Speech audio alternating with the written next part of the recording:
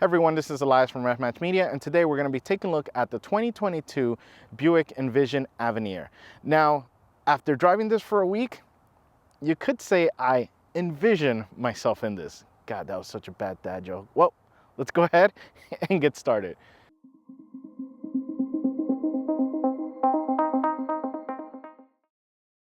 We get to the front and we can see this is really nice. I love the aggressive, I love the sleek. It's not a super tall hood, which I love, and the rich garnet color is so nice. It's like a purple maroon color to it.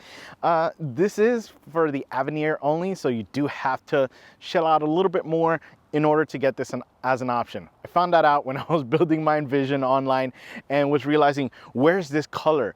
Yeah, you gotta go one trim, or well, from where I was, you have to go to the highest, which is the Avenir, but it's well worth it, trust me.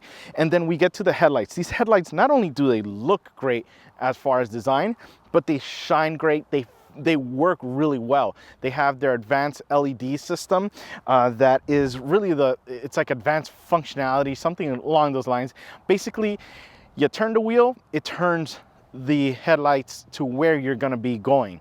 And I've driven other cars with that, but no one has done it this well. It's such a smooth and great, to the point where you really aren't noticing that it's turning it on till you're stopped and you're paying attention and wanting to activate it on purpose, kind of thing. But it's just a really good system. This has been one of my favorite things about the Buick Envision.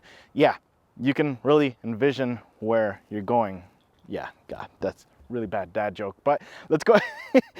But yeah, the front grille looks great. We do have this cool pattern to it. We do have a nice kind of like metallic, like a black metallic color to it. Reminded me of the Yukon Denali Ultimates Vader Black. Yes, that's what it reminded, or Vader Chrome, that's what they called it. But yeah, it does remind me of that color. Looks really great. Again, no issues, no complaints with how great this front end looks. Let's go ahead and see what we have under this hood. We get under the hood and we have the 2.0 liter turbocharged Ecotec 4-cylinder engine. It is cranking out 228 horsepower and 258 pound-feet of torque. It is connected to the 9-speed auto, and with this being the front-wheel drive model, only the front wheels are getting power. Now, there is an all-wheel drive model to this. I don't know if I would want to get that. Hear me out. Reason why is because that amount of power, the 228 horsepower, has been so much fun, and it's been delivered so good to these front wheels. There isn't a ton of torque steer to the point where it can feel unsafe. There's a little bit of torque grip. I'll say it like that. But it's been really good feedback on the steering wheel from the power. From a takeoff, it's gonna feel a little bit slow on that first gear, but after any of those gears at any power range, really, RPM range, the power is there. It doesn't even feel like a turbo car. It really does not. So it delivers it in a very linear way. The 9-speed auto, wow, I don't know what sorcery is happening in there, but it is incredibly good.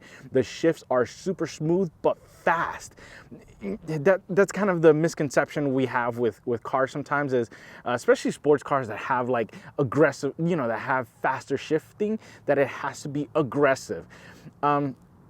Yeah, to the point where, yeah, like sometimes you feel the transmission is gonna fall out of those cars.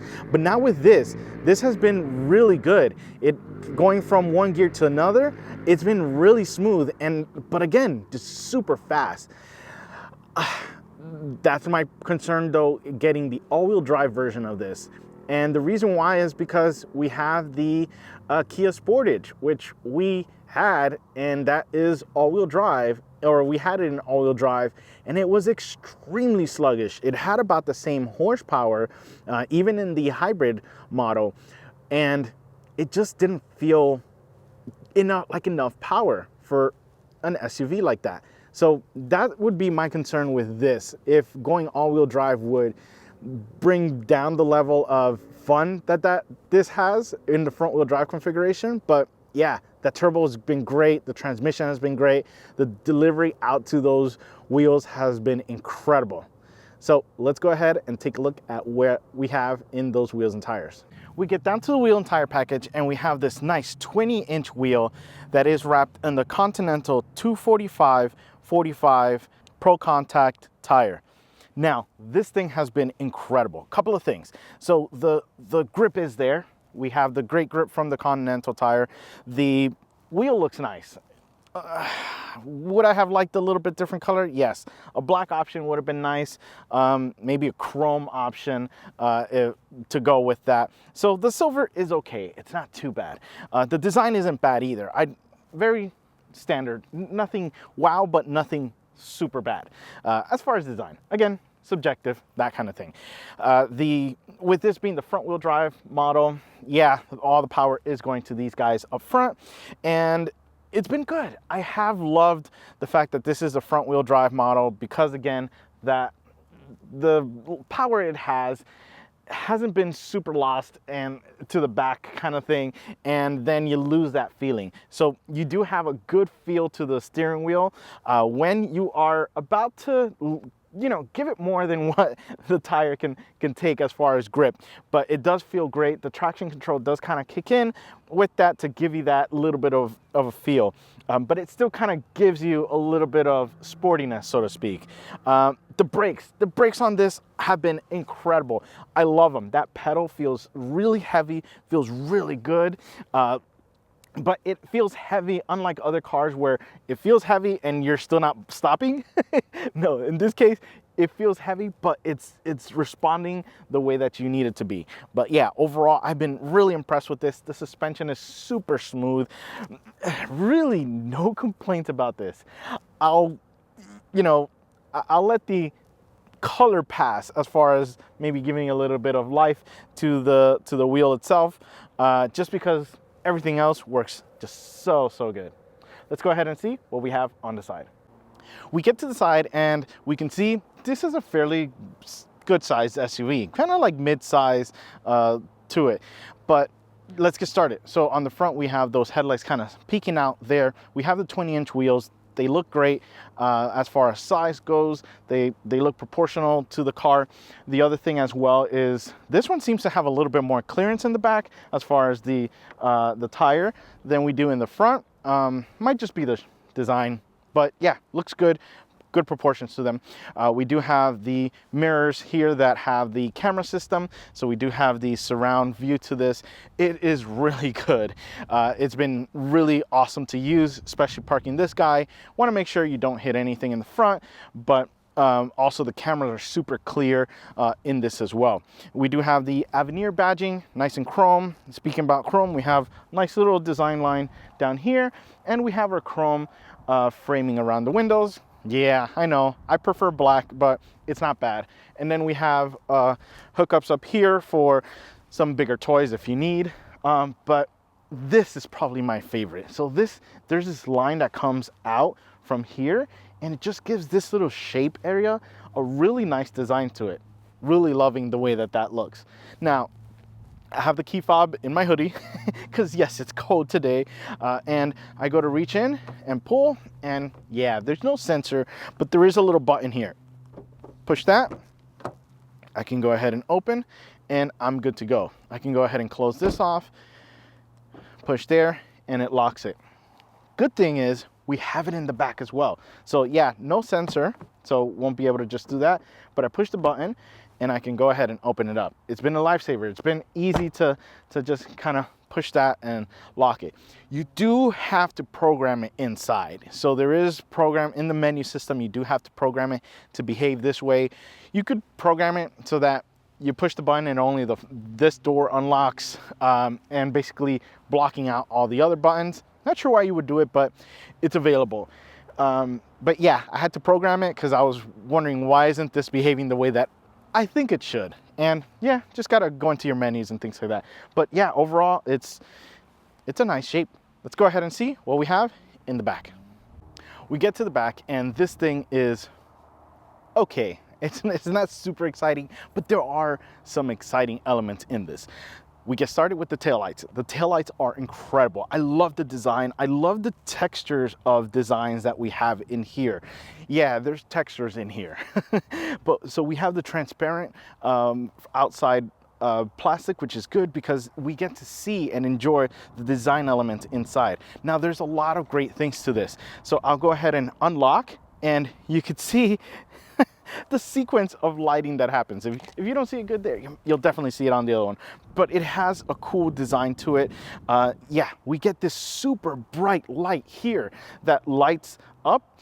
It's basically your reverse light, but it is so bright. It's extremely bright light. So I definitely love these taillights. Yeah, this is, yeah, I say it all the time, but this is one of my favorite things about the Envision. The other thing with this is we do have the rear view mirror camera, which has been on 99% of the times, except that one time my kiddo called me and I needed to see him. Reason why, it's really good. It is incredibly good to use, especially that we've been getting really cold weather, foggy weather, you know, just anything really at night. At night is the biggest, you know, use for this because we don't have really bright beams reflecting off mirrors. I can just use that, and the camera controls that that amount of light, especially in Texas here where everyone has a lifted truck with lights just blaring right at you. We do have the windshield wiper here, which again, I didn't even know I needed to use because I've just been looking out through the camera system. But yeah, you can see we've been using it this week and enjoying it this week.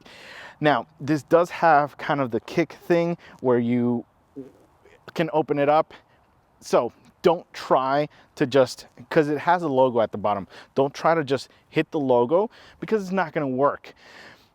So you have to be behind it, and okay, it doesn't want to work. It's being a pain, but I promise you it's been working the other times, and it hasn't been an issue. But you can still press the button and you get in to the back, and there is a ton of space here. Right now I have our big part of our grocery that we got, a big thing of water. My bag is here with no issues. Really a ton of space back here. Yeah, and then under here we have a spare. It's not a full-size spare, but it is a spare nonetheless. But it is nice. And yeah, lights on the sides to do that, and then you're able to just close that off. And again, those taillights are just incredible with lighting up really the rear. And yes, we do have a remote start. So keep an eye on the lights as well. So I press the remote start and we're good to go. Let's go ahead and go in because it is cold. We get inside of the Envision and we can tell this is an Avenir. So Avenir, with it being the kind of the higher luxurious trim for Buick. You could tell in this, it looks really good in this. So let's get started on the door. The door I love because the armrest here feels like you're in a very big, expensive executive chair. Yeah, it's really, it comes out of the door a good amount, which makes it comfortable for you to just, again, just sit your arm there, and the controls are nice with a nice reach there, but it's just really comfortable, and I could literally just sit here and drive for thousands of miles. Yeah, on just that arm thing here. And then up here, it's not bad. It's a little bit on the higher side. I am a little bit on the lower seating on this, but it's not bad. This is just so much better just having your arm there. But the finishes are really nice. We do have kind of this soft touch up here, but this wood trim looks nice. The color, the design is really cool though, because it has kind of like divots inside. It just kind of like little carved out pieces to give it just that extra Avenir-ish kind of feel to it. But yeah, I do love that it's not just one solid piece. It does have that kind of texture to it. And yeah, not just me, my kiddo kept touching his on his door. He's like, this is kind of nice. I'm like, yeah, it is, kiddo. So yeah, I really love that, the way that they have that set up. Then we get over to the seats, and Couple of things. So first, they are the white option, the ivory option, I believe is called. Yes, they are going to get dirty with my family having a 7-year-old. Yes, there is a black interior seat option, so thankfully that's what I would definitely get. If you don't mind, just get if you like the lighter interior, I like it. I just, practicality is just not good for everything that I do, kind of thing. But yeah, they look beautiful. I love the embroiderment up here. It looks really good. Just the seats are incredibly comfortable. This thing is amazing. Couple of things though. So this does have heated and cooled seats, but because of part shortages, this one isn't currently equipped with it. It is optioned out with it. So I do have the button. The buttons just don't function. We saw that in the other, I believe it was another Buick or the GMC. Yes, it was the GMC, something with GMC. But yeah, basically though, I have gotten comments from you guys that said, oh yeah, I had the same thing. Dealership called me within 3 months that they had the part for me. They installed it and I was good to go. I can't quote that for everyone, and this car might have just been doing rotations. For all we know, the part is available. But I would have liked the heated options, considering today we woke up at 30 degrees here in Texas. So that would have definitely been a nice touch. Now, the other thing is the seat adjustability and the positioning. I've been able to find my sweet spot. I press set and it saves it apparently to 1 already without me pressing, but if I wanted 2, I have to then press 2.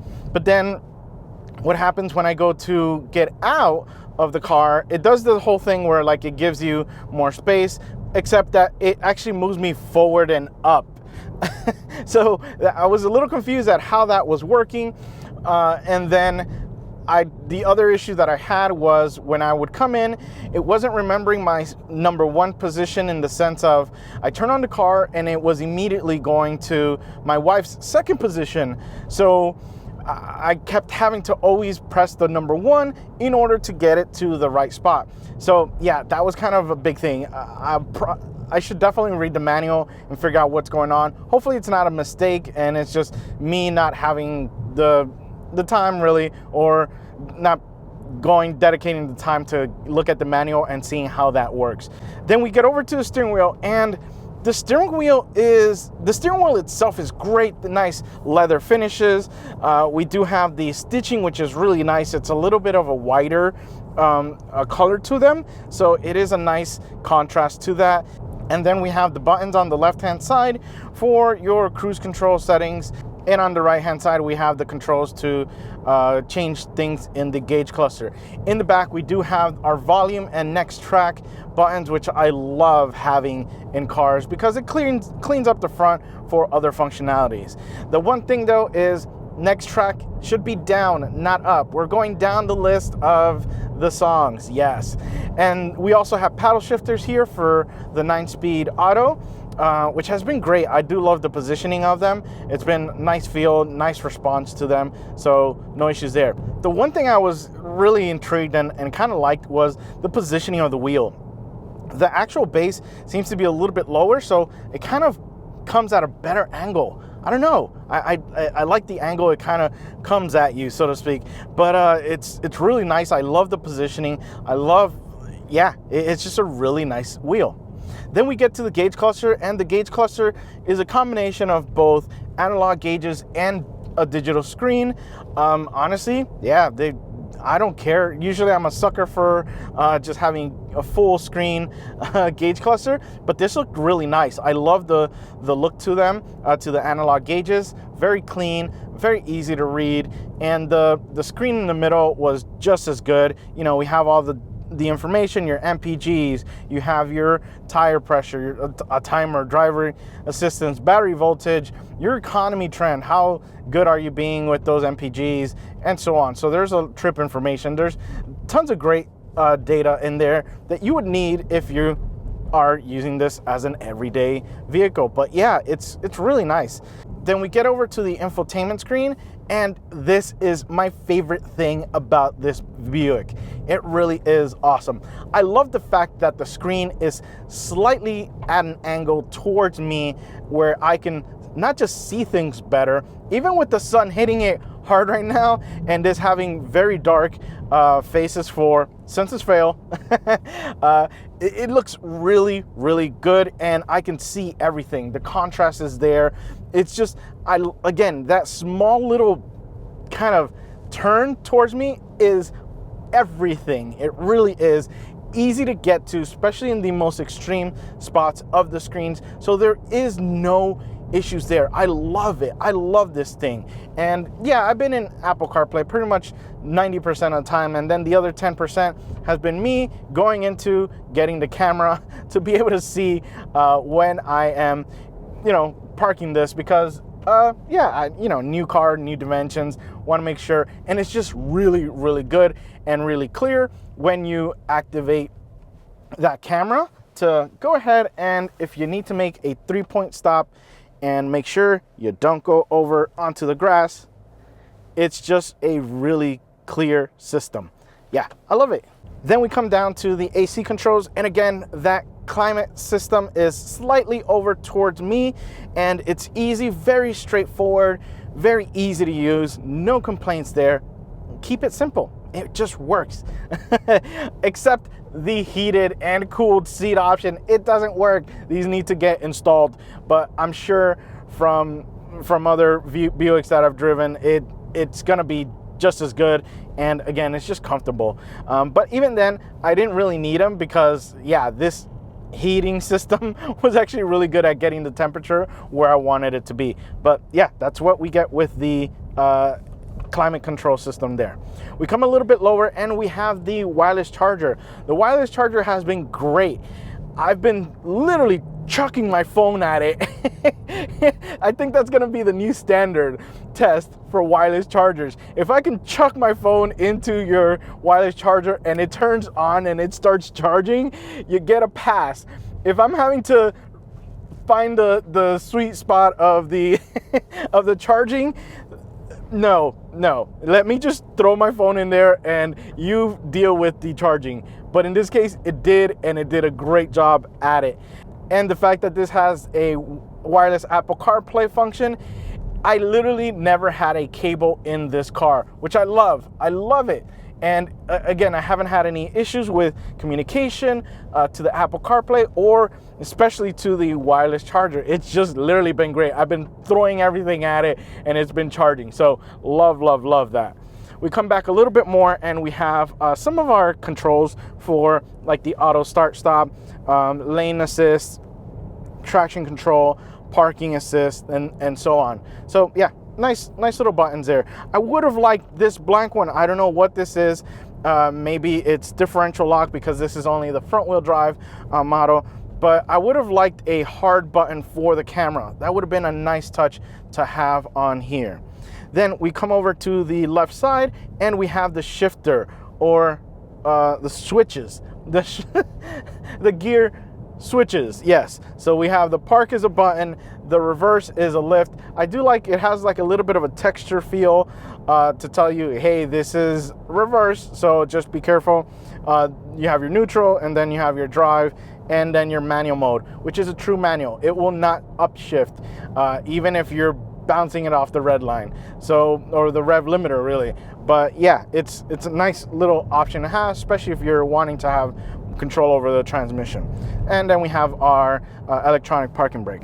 On the right hand side, we have the cup holders. Cup holders have been nice, no complaints there. Nice little kind of like chrome trim around it. Yeah, no issues there. We have our mode. We have our drive modes are going to go from tour to sport, and then a snow ice mode. Yeah, we've been in tour. We hit sport a couple of times to see. Yeah, no issues there. We come back a little bit more and we have the armrest. The armrest is kind of that split Mercedes like. This reminds me, Mercedes usually have these. They are the split kind of openings on that. It's good. It's got a good amount of size in there. Yeah, probably put a small little box in there for that. We get to the back, and the back was actually extremely impressive. There's a lot of space, a lot of headroom space, which made everything else feel like so much bigger as well. So really like the fact that the rear seats, your rear passengers are not gonna have any issues with space. So definitely love that. Then we get to the cargo area, and that's what impressed me the most. It really is a large amount of space back there. Yeah, we were able to do a shop, a big wholesale club kind of shop, and we were able to really put all our groceries in there. Yeah, it was just great. I had enough storage, and if I needed something bigger, I can always put the seat down with no problem. But yeah, I was really impressed with the amount of cargo space that this has.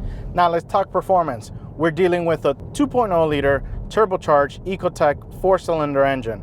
It is cranking out 228 horsepower and 258 pound-feet of torque. It is connected to the 9-speed auto, and this specific model is the front-wheel drive model. There is an all-wheel drive model option, and I don't know if I'd like that. So hear me out. The reason why is because the performance of this 4-cylinder, this little turbo 2.0, yeah, I was surprised, such a small engine. I was expecting maybe a 2.5 or even a 6-cylinder in this. Before I even opened up the hood, before I even knew what engine was in it, that's how good it performed. But yeah, well,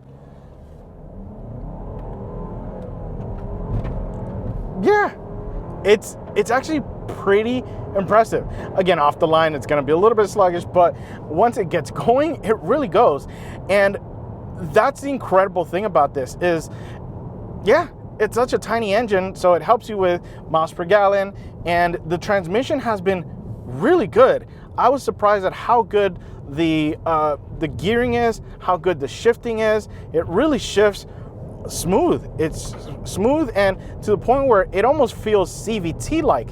That's the thing I was kind of more impressed with, is that it was just shifting, but it didn't feel like a harsh, clunking shift. It was really smooth.